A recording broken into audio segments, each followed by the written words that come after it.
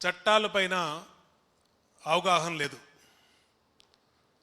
చట్టాల్ని గౌరవించాలనే పద్ధతి కూడా ఈ ప్రభుత్వానికి కనపడతలా. ఏదైతే రెన్యూవబుల్ ఎనర్జీ ప్రపంచవ్యాప్తంగా ఆ విండ్ పవర్ కానీ సోలార్ పవర్ కానీ దాంట్లో ముందుకెళ్లాలని ప్రపంచం మొత్తం ముందుకెళ్తా ఉంటే ఆంధ్రప్రదేశ్ ప్రభుత్వం మాత్రం రివర్స్లో వెళ్తూ ఉంది. అన్నిటిలో రివర్స్లో వెళ్తున్నట్టే వీటిల్లో కూడా పీపీఏల మీద కూడా రివర్స్లో వీళ్ళు చర్యలు తీసుకున్నారు. అంటే ఎంత మొండి ప్రభుత్వం అంటే ఇది. దీని మీద కేంద్ర ప్రభుత్వానికి, ప్రధానమంత్రి గారికి, రాష్ట్ర ముఖ్యమంత్రి జగన్ రెడ్డి గారు నేను ముందే చెప్పాను ఆయనకి అని అన్నారు. సాక్షాత్తు సెంట్రల్ గవర్నమెంట్ ఆఫ్ ఇండియా మంత్రి సింగ్ గారు దీనికి ప్రధానమంత్రి గారికి కానీ అమిత్ షా గారికి కానీ సమాచారం లేదు అన్నారు. పీపీఎల్ అనేది ఆంధ్రప్రదేశ్ రాష్ట్ర ప్రభుత్వం చేసుకునే ఒప్పందాలు కావు. ఇది ఏపీఆర్సి, సెంట్రల్ గవర్నమెంట్ ఢిల్లీలో ఉన్నటువంటి సిఆర్సీలు వాళ్ళు ఒప్పందాలు చేసుకుంటారు. ఇది ఆంధ్రప్రదేశ్లోని తెలుగుదేశం ప్రభుత్వం మొట్టమొదటిసారిగా చేసుకోలే.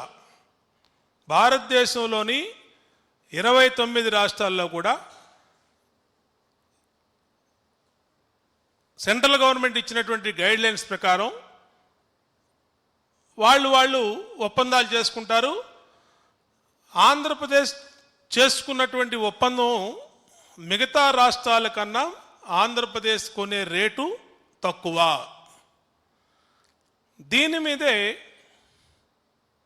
కేంద్ర ప్రభుత్వానికి వీరు పీపీఎల్ మీద సమీక్ష చేస్తామంటే స్పష్టంగా కేంద్ర ప్రభుత్వం చెప్పింది. ఇది రాష్ట్ర ప్రగతికి హద్దు, అలాగే దేశ ప్రగతికి కూడా దెబ్బతీసే నిర్ణయాలు ఇలాంటి నిర్ణయాలు తీసుకోవటం వల్ల భవిష్యత్తులో ఇన్వెస్టర్స్ ఎవరు రారు మనకి అని చెప్పిన మూర్ఖంగా మొండితనంతో నేను పట్టిన దానికి 3 కాళ్ళు అని మరి ఫైనాన్స్ మినిస్టర్ రాజేంద్రనాథ్ రెడ్డి గారి అధ్యక్షతన ఒక కమిటీ వేశారు. జూలై 1వ తారీఖు 2019 నాడు ఒక జీవో ఇచ్చారు. ఆ జీవో మీద ఎవరైతే పీపీఎస్ చేసుకున్నారో వాళ్ళు కోర్టుకు వెళ్తే ఇంటీరియం ఆర్డర్ ఇచ్చింది కోర్టు, దీని మీద భవిష్యత్తులో ముందుకెళ్ళొద్దు అని చెప్పి.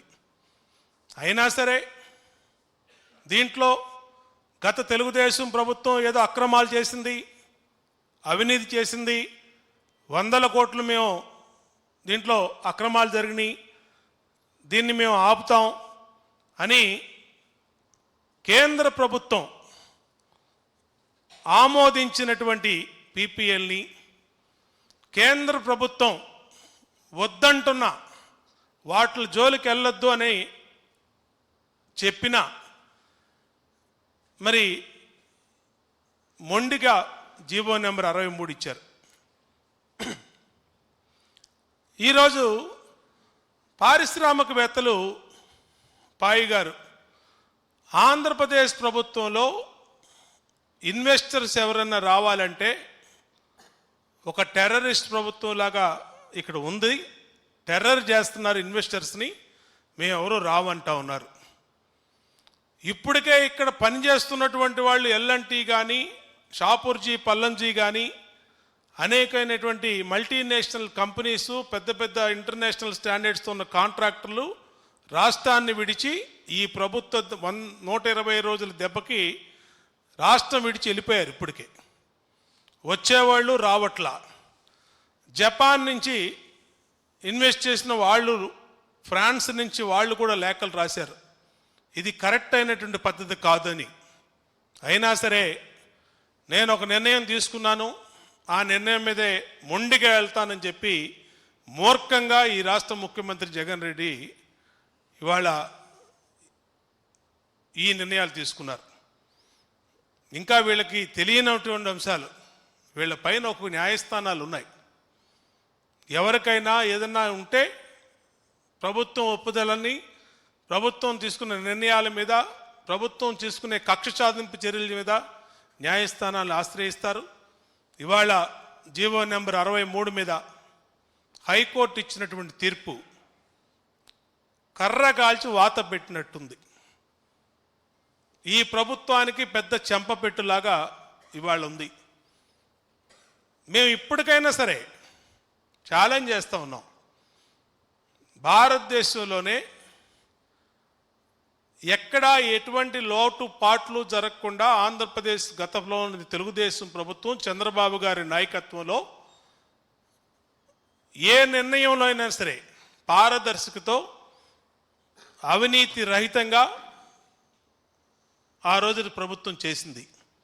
మీరు ప్రజలకి మీ గొప్పతనాన్ని చెప్పుకోవడానికి కోసమో, గత ప్రభుత్వం మీద బురద జల్లటం కోసమో, మీరు చేసినటువంటి అపోహలు అనేటువంటి ఆ రోజు చేసిన ఆరోపణలు అన్నిటి కూడా ఇవాళ కోర్టు కొట్టివేసంతో మీరు ప్రజలకు క్షమాపణ చెప్పాలా, పార్టీకి క్షమాపణ చెప్పాలా? ఇవాళ భవిష్యత్తులో అయినా సరే ఈ కక్ష సాధింపు చర్యలు అనేది ఉండకుండా రాష్ట్ర ప్రగతికి ముందుకెళ్లాల్సినటువంటి అవసరం ఇవాళ ఈ ప్రభుత్వం మీద ఉందని తెలియజేస్తూ ఉన్నాం. ఇంకా ఇప్పటికే అనేకమైనటువంటి రద్దు కార్యక్రమాలు, అనేకమైనటువంటి సమీక్ష కార్యక్రమాలు, ఒక కొత్త ఇండస్ట్రీ లేదు, ఒక కొత్త పరిశ్రమ లేదు, లేదంటే ఇంకొక కొత్త ప్రాజెక్ట్ రాలేదు. ఉన్నవాళ్ళు కూడా వెళ్ళిపోయే దిశలో ఇవాళ ఈ 120 రోజుల ప్రభుత్వం చేపట్టిన చర్యల వల్ల పేదవాడికి తినటానికి తిండి లేదు, అనేకమైన సమస్యలు ఉన్నటువంటి పరిస్థితుల్లో ఇంకా మరి ఎన్ని రోజులు ప్రజల్ని బాధ పెట్టే పరిపాలన కొనసాగిస్తూ చూస్తాం.